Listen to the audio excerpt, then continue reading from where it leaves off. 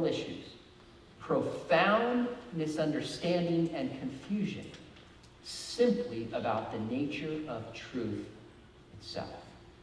So third reason why is truth important? Because believing is not enough. I have this conversation with my students all the time. I go, you can't make anything true just by believing it. Trust me, I've tried. You know how many times I believed I was 6'9" and in the NBA? I'm only 6'7.5". You guys laughing don't look much taller. Maybe on this chair. I believe there's $1 million in my wallet. I teach at a private, small Christian school in Southern California. Not gonna happen. Nothing is true because we believe it, but hopefully we believe things that are true. Now, let me take a minute and do something that I think might be very helpful to you. Let me actually define what we mean by truth. Now, I do this all the time. I'll pass out a card and I'll say, write down the definition of truth. And I'm amazed how few people can actually define what is meant by truth. So let me help clarify this for you. This is an exercise. I spent a whole week with my students just clarifying the nature of truth.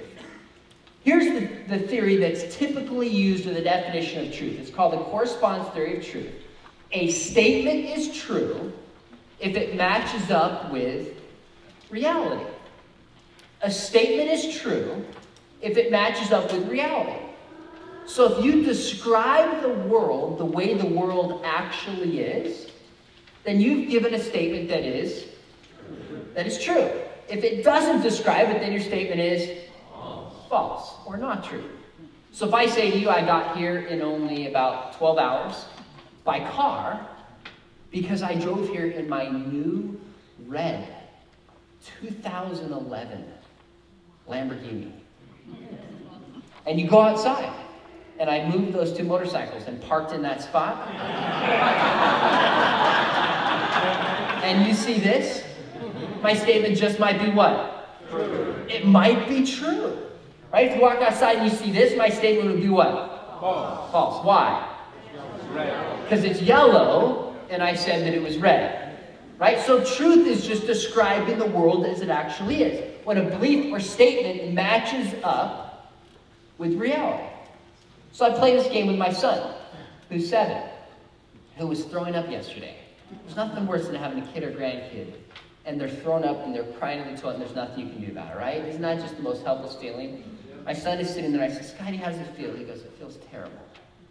I said, well, describe it for me. He said, Dad, it feels like, you know, when you're getting chased by a cheetah. Don't you hate that feeling? That's how he described how bad it felt. I hate that feeling, but not when I'm in my Lamborghini. So I play this game. There's actually my real car, my 2008 Ford Fusion. I bought American. A junior high student laughed at me last week, and I said, now, what kind of car do you drive?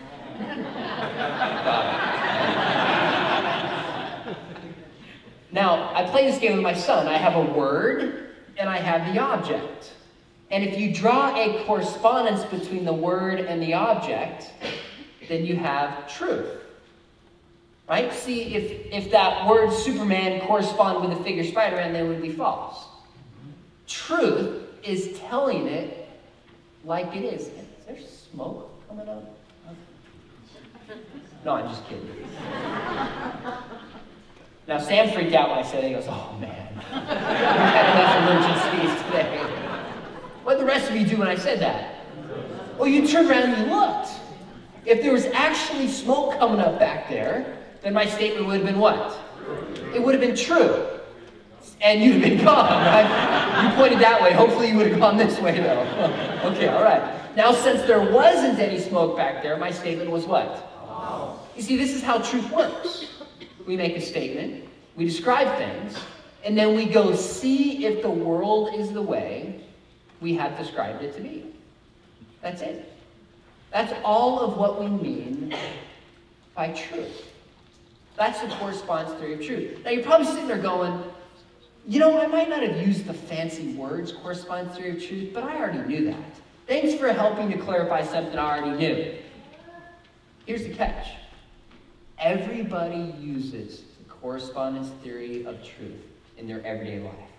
You can't avoid it. That's what truth is. But as soon as the topic shifts to morality or it shifts to religion, people will change what is meant by truth. Everybody uses truth in this way. It's unavoidable. But when the topic shifts to issues of ethics and morality and values, or to issues of religion, without even realizing it, many people, in particular young people, will have a different understanding of what is meant by truth. Let me clarify. Let me break this down a little bit more for you. Two different ways people will talk about truth, okay? And I'll start by asking you guys, I'm actually coming back next month to the Billy Graham Training Center with my wife and my kids. If we were going to get just some great ice cream here in Charlotte, what would we have to get? Is there a good flavor of ice cream here? Like, what's the best flavor of ice cream? Vanilla. You think I'm going to come all the way from California to get vanilla? It better be really good vanilla, man. Praline. Praline pecan.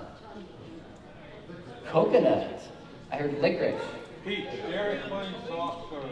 Peach. That was too long. I can't even remember that one. All right, let me save the time and just tell you guys what the best flavor of ice cream is. You ready? The best flavor of ice cream is chocolate peanut butter. Yes! Yeah. All right! You guys are fun. The best flavor of ice cream is chocolate peanut butter. Hands down. Now, how many say that's true, along with me and this lady over here? Put your hands up. How many say that statement is false?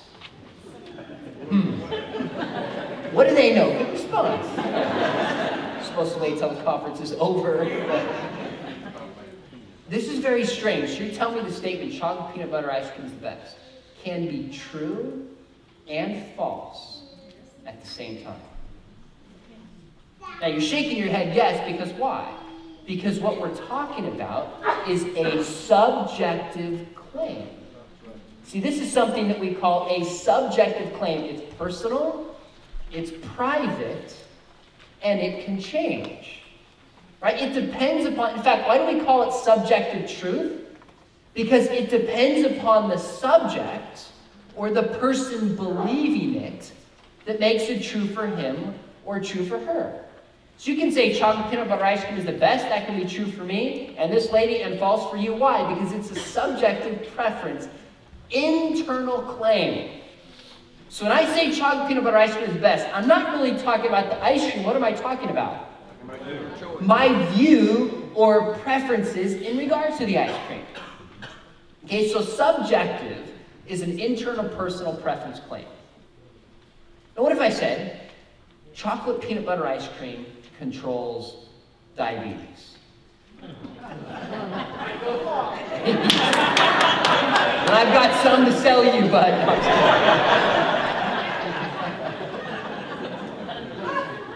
Now here's the question, is that the same kind of claim? Can that be true for you, but false for you? See, no longer are we talking about something we like or dislike. This is not an internal subjective claim about myself. This is an objective claim about how the world itself functions and operates. Very different claim. Now, being wrong about your favorite flavor of ice cream has very little consequences in the big scope of things. Being wrong about this can mean life or death, can't it? See, this is what we call objective truth. Objective truths are facts of the external world that we discover, whereas subjective truths we create, or they're just internally how we feel about things. Right? Now, when you think of a subjective claim, I want you to think of ice cream. All right? And there's free banana splits after, right? No, I'm just kidding. I'm going to get in trouble. When you think of subjective claim, I want you to think of ice cream. Now, if you think of an objective claim, I want you to think of insulin. Because insulin actually treats or controls diabetes.